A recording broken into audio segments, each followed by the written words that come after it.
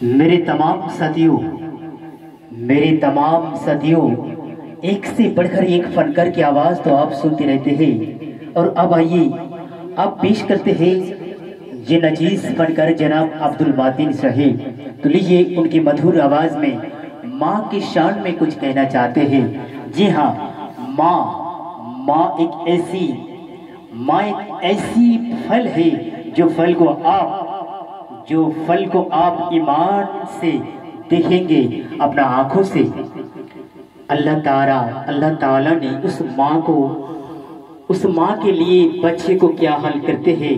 आइए सुनते हैं जनाब मातिन इस्लाम की आवाज में।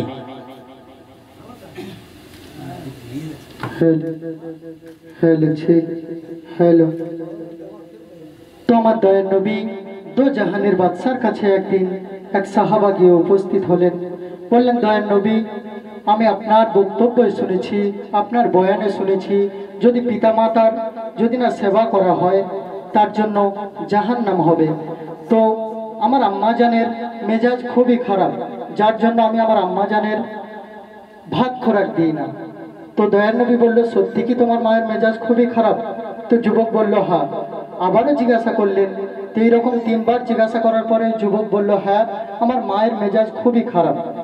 তো তখন দয়ার নবী কি উত্তর দিচ্ছে দেখুন, যে 10 মাস 10 দিন তোমার মা তোমার গর্ভে ধরেছিল, তখন তো তোমার মায়ের মেজাজ খারাপ ছিল না। যখন তুমি 2 থেকে 2.5 বছর সেই মায়ের দুধ পান করলে, তখন তো তোমার মায়ের মেজাজ খারাপ ছিল না। আজ বিবির প্রেমে তুমি পাগল হয়ে গিয়ে আজ বলছো মায়ের মেজাজ খারাপ। কবি সেই উদ্দেশ্যে লিখছেন, আপনারা মনোযোগ সহকারে শুনবেন।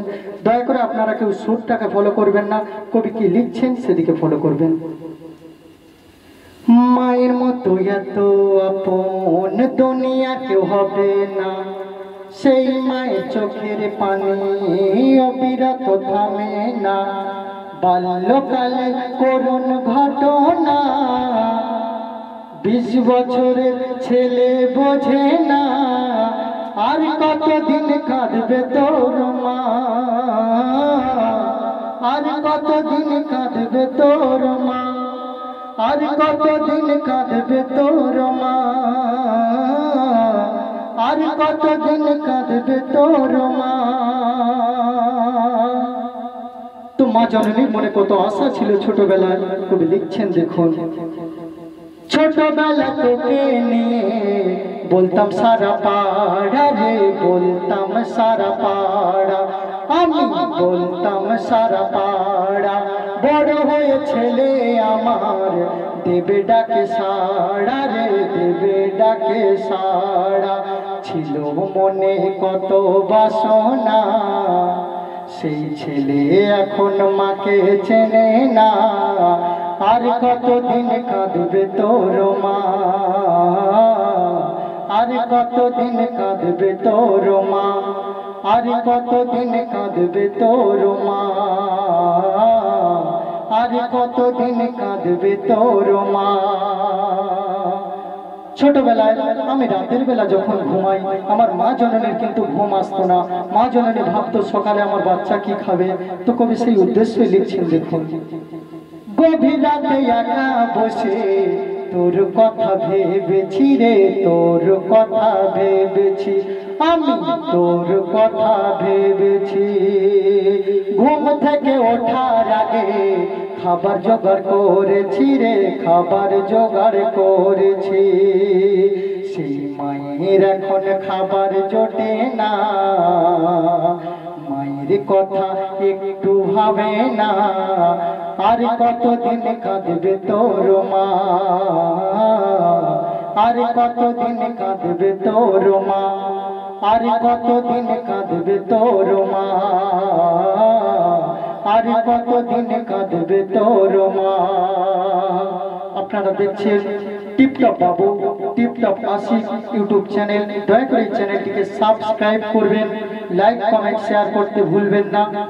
আর সুন্দর সুন্দর নিত্য নতুন কালাম এই চ্যানেলে আপলোড দেওয়া হয়, আপনারা এই চ্যানেলের সঙ্গে যুক্ত থাকবেন। মনের মতো সাজিয়ে দিলাম দামি পোশাক পরনে, তোর দামি পোশাক পরনে, তোর দামি পোশাক পরনে। ছেলে সবাই ভুলে গেল গেল এখন বিবির কারণে, হাই এখন বিবির কারণে। মনের মতো সাজিয়ে দিলাম দামি পোশাক পরনে, তোর দামি পোশাক পরনে। ছেলে সবাই ভুলে গেল এখন বিবির কারণে, হাই এখন বিবির কারণে। এখন মায়ের পোশাক জোটে না, ঘরের বাইরে মায়ের বিছানা। আর কতদিন কাঁদবে তোর মা, আর কতদিন কাঁদবে তোর মা, আর কতদিন কাঁদবে তোর মা, আর কতদিন কাঁদবে তোর মা। সর্বশেষ ছন্দে অতি মূল্যবান কথায় আমার প্রিয় কবি শরীফুল ইসলাম সাহেব লিখছেন যে এক মা জননী কত কষ্টে ছেলেকে বিয়ে দিল, বিয়ের পরে কি ঘটনা ঘটছে দেখো। কত কষ্ট করে তোকে দিলাম আমি বিয়ে রে, দিলাম আমি বিয়ে, আমি দিলাম তোকে বিয়ে। এখন আমার বুকের ভিতর আগুন যায় রে বয়ে রে, আগুন যায় রে বয়ে। আব্দুল মাতিন মাকে ভুলিস না, শরীফুল বলে শান্তি পাবি না। আর কতদিন কাঁদবে তোর মা, আর কতদিন কাঁদবে তোর মা, আর কতদিন কাঁদবে তোর মা, আর কতদিন কাঁদবে তোর মা। বাল্যকালের করুণ ঘটনা 20 বছরের ছেলে বোঝে না। আর কতদিন কাঁদবে তোর মা, আর কতদিন কাঁদবে তোর মা, আর কতদিন কাঁদবে তোর মা, আর কতদিন কাঁদবে তোর মা।